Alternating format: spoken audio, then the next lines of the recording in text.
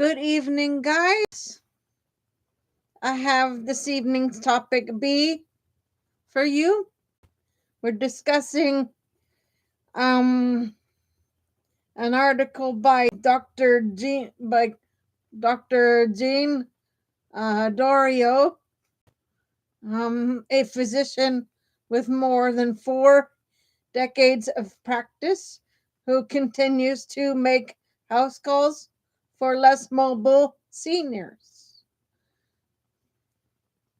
Okay, and we're also going to throw in aging in place for that one too. So here we go with tonight's discussion B. Dr. Jean Dario, a physician with more than 4 decades of practice who continues to make house calls for less mobile seniors, is both a reflection and a call of action, to action. He emphasizes that while older adults overwhelmingly wish to remain in their homes and communities surrounded by familiar spaces, memories, and social ties, the current healthcare and financial systems make this aspiration extremely difficult to achieve.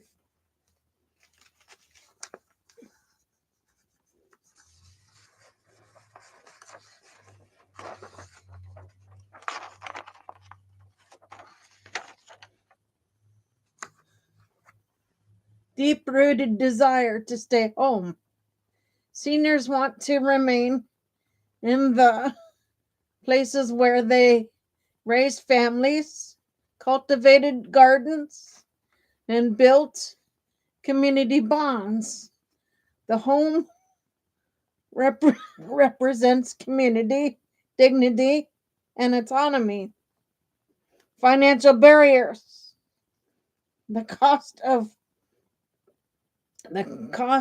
a 24-hour in-home caregiver is estimated at $20,000 per month, a figure far beyond the reach of most families.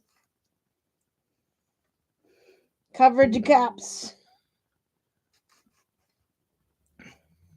Programs like Medicare, Medicaid, and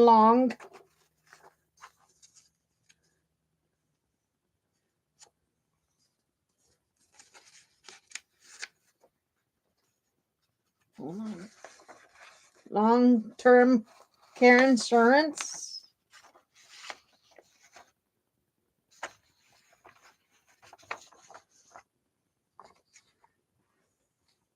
Continuous in-home caregiving rarely cover. Continuous in-home caregiving.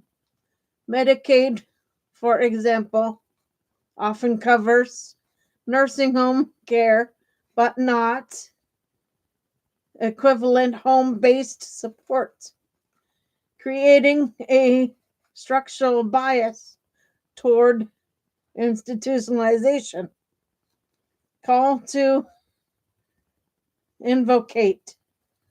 Dr. Dario argues that the nation must prioritize aging in place.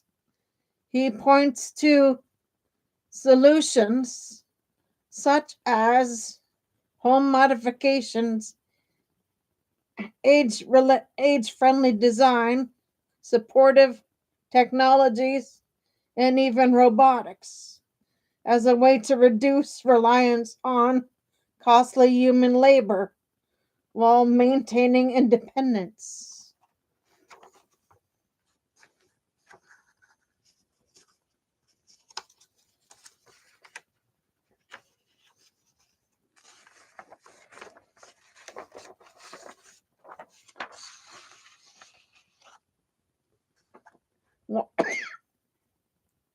why this matters.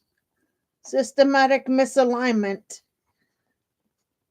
There is a stark mismatch between what seniors want to remain at home and what the system supports. Institutional care. This misalignment leads to unnecessary transitions into nursing homes, often against the wishes of older adults. Equity implications. Families with fewer assets are disproportionately affected, whether households may leverage home equity or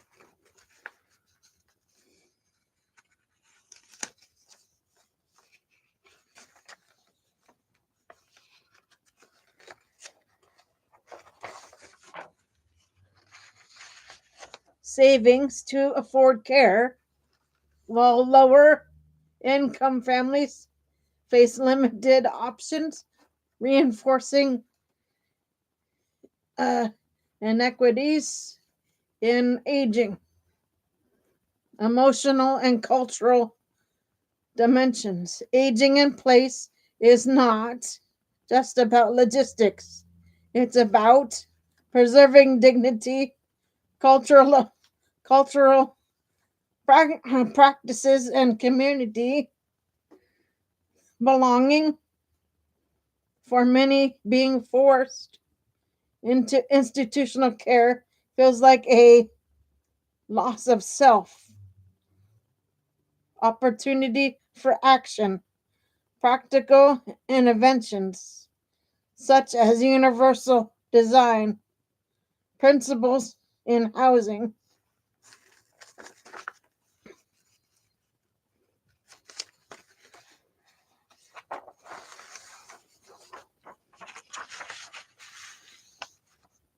Smart home technologies, caregiver support networks, and policy reforms could rebalance care toward the home. This would align healthcare infrastructure with senior preferences while reducing cost associated with institutional care. Broader implications. Dr. Dario's perspective highlights a national crossroads. If aging in place remains under supported, the U.S. will face rising institutional care costs. Caregiver, give me 1 second, folks.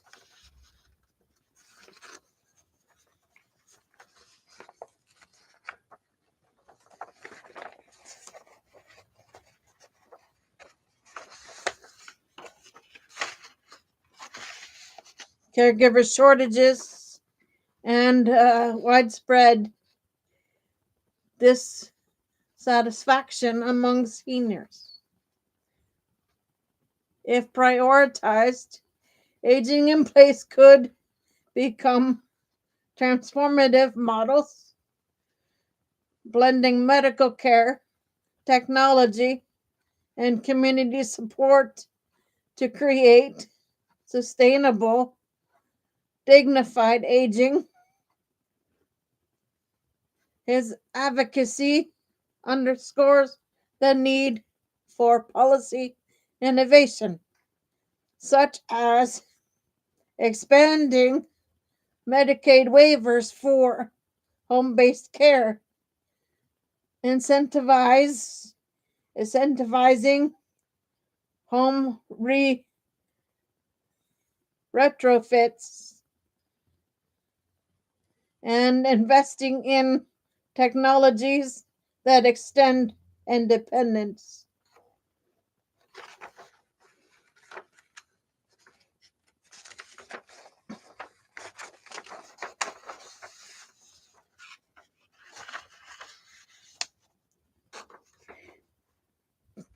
key takeaway. Aging in place is both deeply human desire and a structurally neglected priority.